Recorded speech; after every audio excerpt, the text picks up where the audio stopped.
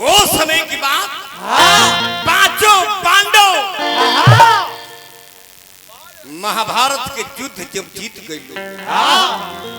वेद व्यास जी के पहुंचल लो कि व्यास बाबा महाभारत के युद्ध जीत गए व्यास जी कहले जे ना खाली अपना खानदान से युद्ध जीतले बड़ा महाभारत का कुलबद्ध के पाप तारले पर लाग गए अपने कुल परिवार हिते नता के मरले बड़ा ई कुलबद्ध के पाप पर ए कुलबद्ध के पाप से प्रायश्चित होके राज अश्वमेध यज्ञ करो आ घोड़ा छोड़ो आ घोड़ा पर लिख दो कि अर्जुन का घोड़ा है पकड़ने पर लड़ना होगा और पकड़ कर छोड़ देने पर मरना होगा। तो आप बुझाई जे तो महाभारत के युद्ध जीतल बा इंद्र से घोड़ा मांग के आयल श्याम करण आ यज्ञ भइल आ घोड़ा छूटल सेनापति बनले अर्जुन घोड़ा है ना बाबा घोड़ा चलो तले भागलपुर बिहार में एगो भागलपुर रहे ओजे के राजा के नाम रहे भगदंत उ मरा गई रहे हां जी अब वज्रदंत ओकर लड़का जियत रहे ए घोड़ा ध लिहल लिखल बा जे अर्जुन का घोड़ा है पकड़ने पर लड़ना होगा और पकड़ कर छोड़ देने पर मरना होगा। अरे भाई वज्रदंत से भिड़ा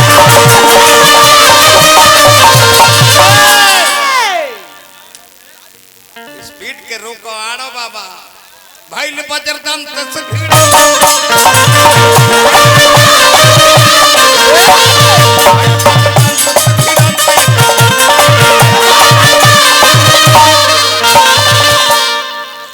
आई देखिए तारी गरज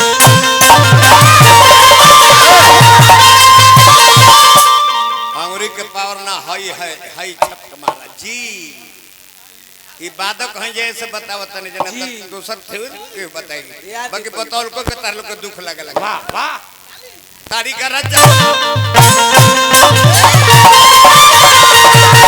तारी गरज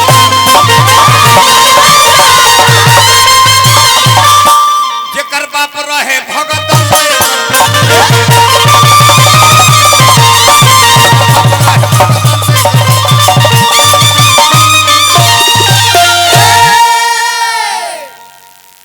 वज्रदंत तो युद्ध में हार गई भागलपुर से घोड़ा चलल मणिपुर इम्फाल अर्जुने सेनापति बड़े मणिपुर इम्फाल में जब घोड़ा चलल तो जो अर्जुन के दूगो मेहरारू रहली एक ओड़ी के नाम रहे रवा बढ़ जाए 10 मिनट अभी हमने के इनाम मत दे जब खूब बाउर गीत गावे लगब जता ना घरे दे खूब अश्लील गावे लगब तो अब देखी महाराज उल्पी एगो के नाम रहे एगो के नाम है सुरेश भाई चित्रंगदार है अब दोनों गोड़ी के बीच में एक ही लड़का रहे जाना लड़का के नाम बबुरवाहन रहे बबुरवाहन जब घोड़ा पर नेम प्लेट पढ़ल सोना के अक्षर में लिखल बा ये अर्जुन का घोड़ा है पकड़ने पर लड़ना होगा और पकड़कर छोड़ देने पर मरना माई कहत रहली है कि तहर बाबू के नाम अर्जुन रह घोड़ा तनी पकड़ के बाबूजी के सेवा कर लेबे तब आ ही दादा घोड़ा तो धली हले आई आरती बार के आ जात रे आरती देखावे खातिर बाबूजी के आ तले बाबूजी कहले एक लात छाती पर जब मरले बबुरवाहन चीते फेंका दे बाकी लई जावे कायल कैसे आरती उतार रहे हो मैं क्षत्रिय हूं बाबूजी जदुवंश परिवार 1000 रुपया पुरस्कार देंगे। मेरी माँ कहती है कि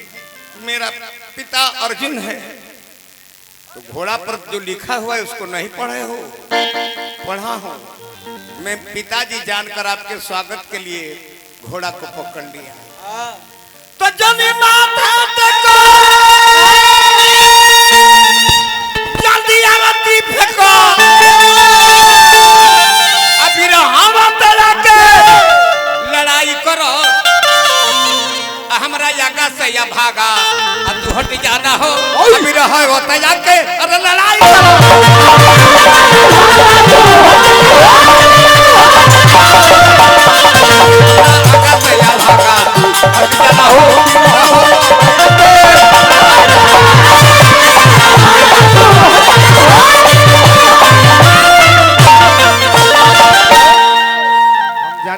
माननीय हमरा श्री गंगा सागर मिश्रा जी 1000 रुपया पुरस्कार देनी। बाबू अधर बाद में लीव हम जानी हम तुपा खोली अपन फेर दे तो हला के नमतिया डंडी जो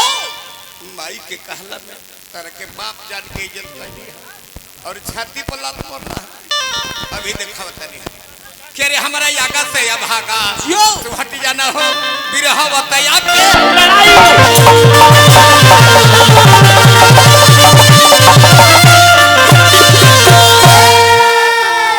हमरे सुरेश भाई भी 500 रुपया पुरस्कार देनी। बार बार नमस्कार। माई कह गए माई ते कहते ले जे अर्जुन के बेटा आरती उतारे गई 1 लाख छाती पर मरले। बेटा तोरा से लड़ल चाहता रहे जो अपना माई के दूध के कमाल दिखाओ तो बबुरबाहन गई अर्जुन के सारी सेना के मार के समाप्त कर दिया। अब देखी हुई जब लगले धर्मराज आंखी में सलोर गिरा, हे कन्हैया हे केशव एक भई। आ जब जाता रे उल्पी अपना पति देव अर्जुन के देखतरी के मूर्छित बाड़े तो वही जे रोई रोई के कहतर कि अपने को दिखे लाल अरे भइलोन संज्ञा के काल। ए बाबू के अरे राजा राजा के करक पुकारिए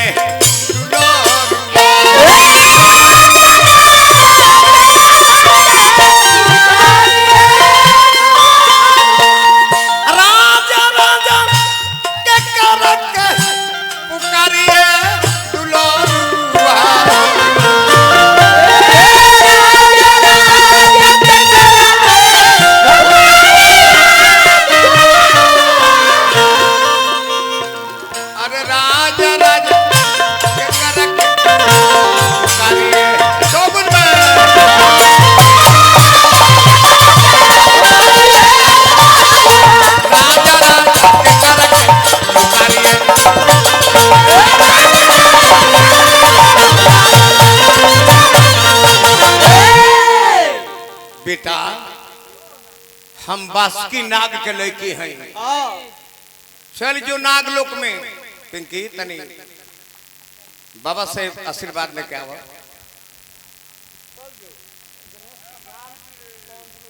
भैया हमरे गणेश प्रधान जी और पवन दुबे जी के भतीजा बानी 100 रुपया पुरस्कार देनी। बार बार नमस्कार। जो नागलोक में अपना नाना से कही जे माई अमृत मंगले बिया, नागलोक में गईले बबुरबाहन बासुकी नाग से कहले जे माई अमृत मंगले बिया। नाग कुल लड़ गए से हाँ ये अमृत हमनी कह तू कैसे ले जीवो। नागन से युद्ध कैले बबुरबाहन नागलोक में सबके हरा के आ तब अमृत ले आके आ सेना सहित अपना बाबू के जियल तब है जे अब सेनापति बन के जे सेना में सबसे वीर होला अब बबुरबाहन के सेनापति बनावल जाओ। मणिपुर इम्फाल से घोड़ा चलल सेनापति बनले बबुरबाहन। आ घोड़ा गई तो कहाँ गई? ए पिंकी तपिया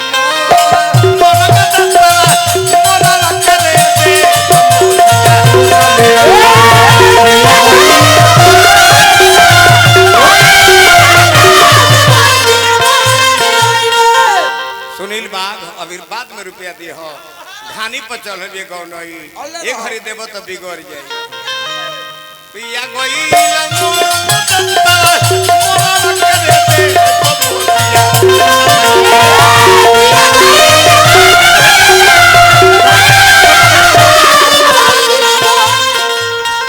तबला वाला बाबा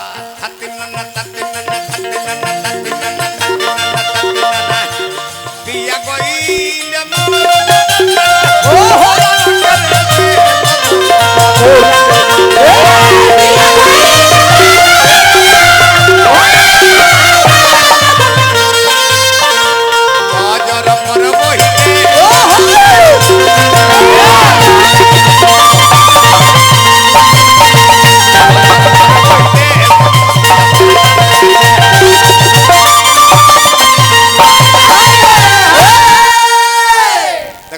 साउंड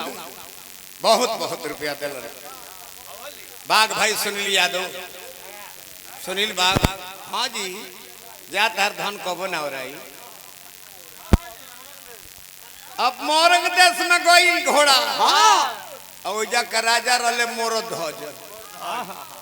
करे कही बेटा राजा न का नाम है ताम्र ध्वज और उम्र का रहे 7 बरिस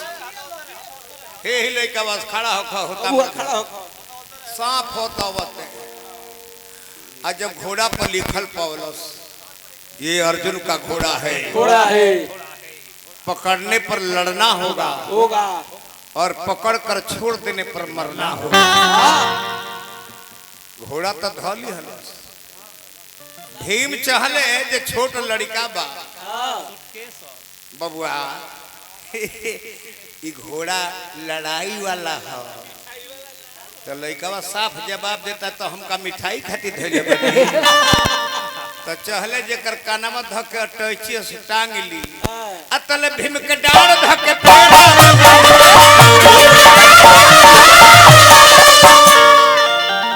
भीम के डाड़ भाग के फेड़ा में बांध देला आ कृष्ण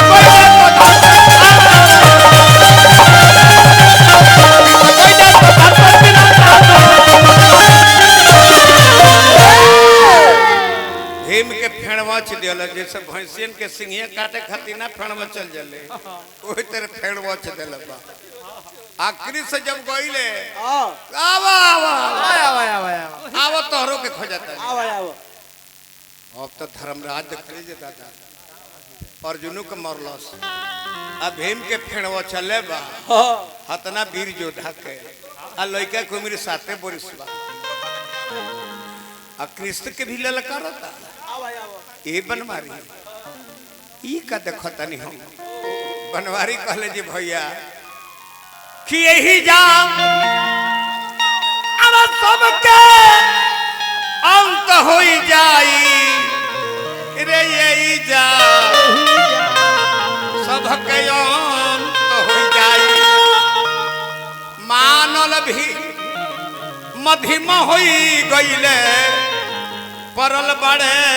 भाराई कि अर्जुन के अरे कोनो सुना हो गई रे ए जबड़ कुरा कन्हाई रे ये जा सबके अंत होई भैया ही एकर बाप इतना बड़ धर्मी है ये अपना बाप के धर्म के बल पर 7 बरिस का लड़का ओकर वरदान मिलल तो कहले जे हम ना मानो चलो कोई सुनाई की आंखें दिखाई गईले कौन लई हो भाई सुनील बाघ जी थोड़ी देर रोकले रहो प्रणाम बाप ठाकुर जी रो कि लेबे परीक्षा भगवान चलले कि राजा मोर धज के राजा राजा कही के हो बाबा कहले राजा मुरध्वज की राजा मुरध्वज की आई बाबा तो में के का बनल बा जमराज बाग बनल बड़े अर्जुन चेला आ कृष्ण भगवान साधु रूप में गई आ तो जब देखले राजा मुरध्वज दुआरी पर कहत रहे आई बाबा आई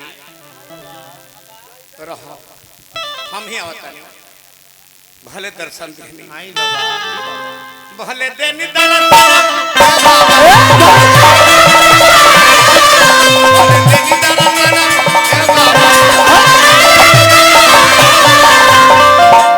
भले देनी दर्शन माया बाबा ए बाबा आ जागल में भागो हमारे बाबा ए बाबा भले देनी साउंड तनी मनी हम आई बनी विपरीत दिशा में से तनी साउंड पर लहर लो अब भले देनी दर्शन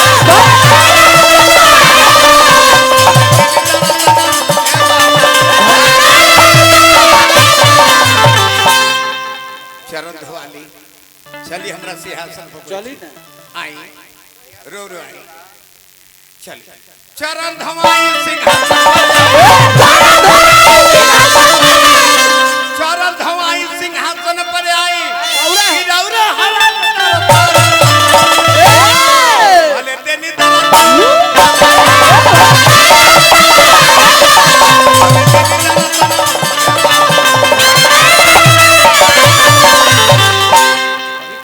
तार लोग कमरा होने ना कर लाता घुमा देहनी फड़ाक से नहीं देख के 3 दिन हिया ब्यास 10 दिन में ओकर व्यूअर बढ़ जे हैं आई ऑल इंडिया के है एकर व्यूअर साल भर में बढ़ जे है 10 गुना बाकी प्रसंग घुमाई दूसरा के पार्टी के है कोई ना का खाई हाय देखिए राहत सुरेश भाई भाई सुनील कुमार यादव बाग भाई सुरेश सिंह हमारे परम आदरणीय मित्र बचपन के मित्र बड़े जब हावड़ा में पढ़त रहे ताना घर के लिलुआ में हाँ कुंवर कमल बास के कुंवर कमल बास के कहीं माखन मंगाई मलाई खाई मिश्री मंगाओ तनी आई ना आई कहती तो माखन मलाई कहती तो माखन मलाई कहती तो माखन मलाई मंगा दे आ कहती 56 प्रकार ए बाबा नहीं राजन हमें वो भूख नहीं है मेरे साथ एक बाघ आया हुआ है बहुत दिन का शेर बाघ खाया नहीं है इसे ही आप भोजन कराइए कल जरूर खिलाऊंगा तो कहतर कि हमार बाघवा भूखा ये बाबे बाबे रे बाबे लैया में पीना जो घच देनी घच देने पी जाओ बाघवा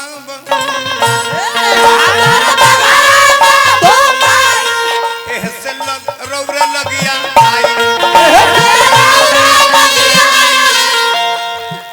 कि पहले एक भजनवा करा दो राजा जी हमारे बाघवा ऐसे लगिए और बहुत दिन के शेर भूखाई रौरे शरण में आई यही से कुछ बोलत नहीं के कि हमरे पर दुखाई ये राजा अगर सेवा करना है खिलाना है तो अपना लड़का के एगो आरा के मंगवाओ बीच में लड़का के बैठाओ एक तरफ से अपने एक तरफ से रानी अचीरे के बेरिया आंख से न गिरे एक बूंद है पानी। ठीक है बाबा तो अपन लइका के क्या करे राजा मुरध्वज अपना बेटा ताम्रध्वज के पास में कि बेटा ताम्रध्वज आज बहुत बड़ा इम्तहान बा। बहुत बड़ा इम्तहान बा। एक साधु के साथ बाघ आई बा। अब बाघ भोजन करे के कहता कि तरह बेटा के मांस खाई सबकर देह परम प्रिय स्वामी। बेटा तुहार शरीर हो हमारा अधिकार नहीं है। खाली बेटा कहे के अधिकार बा बाकी तारा शरीर पर हमारा अधिकार नहीं है। का बोलो अपना शरीर के तू बाघ के भोजन बना सकता। हाँ बाबूजी। हरी बेटा कहते कि बाबूजी कि अब खाना दिन रतिया खाते माथा पारा रखाई। धन हरे बाप धन हरे मातारी एक बाघ के भोजन खाती अपना बेटा के चीर दिहल ऊ देश के रहे वाला है। कहते कि चिरतर राजा रानी गोदी खेंग ललना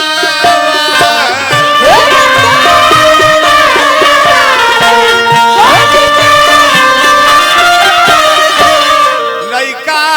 के चीर के अलग कई दिहल लइका के चीर के अलग कई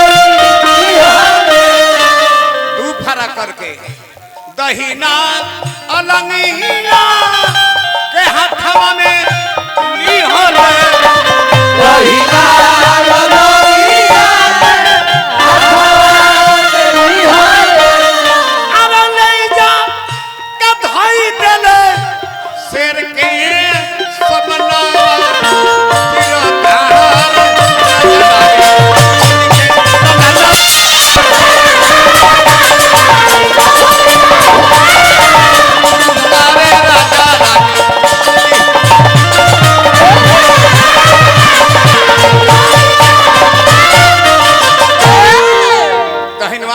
उठा के ले जाके बाघ के सामने जब फैले बाघ भोजन से इनकार कर दिलस। राजा मुरध्वज कहे कि बाबा हमरा बेटा के मांस बाघ नहीं काहे खाई खाई 5 गो थाली में खाना तैयार करो। एगो थाली खाली छोड़ दी 3 गो हमनी के 2 गो रौरा आ जब तार बेटा एगो खाली थाली में आके बैठ के संगे खाई तबे हमर बघो भोजन कर। रानी रोए लगली काहे हम तो अपने बेटा की चीज धरी बुलाओ ना। लगली है रानी कि सुन सुनिए ललन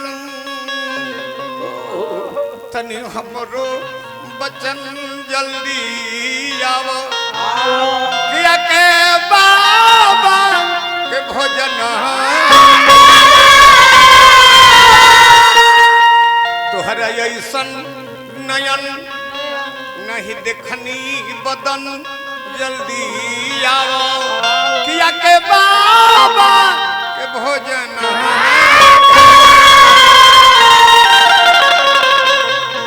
जब बेटा ताम्रध्वज खड़ा हो गया के माता हंसे लगली। तीनों लोग परीक्षा लेवे गइल बा अपन देव रूप में प्रकट होके। धन हरि राजा मुरध्वज कल जी बाबा ए द्वापर में ही परीक्षा लेनी है कलयुग में ऐसा परीक्षा मत ले न तो केहू अपना ब्राह्मण के दुआरी पर भोजन तक न करे। तो बबुआ हो जे कथा गोल बन में सोचा अपना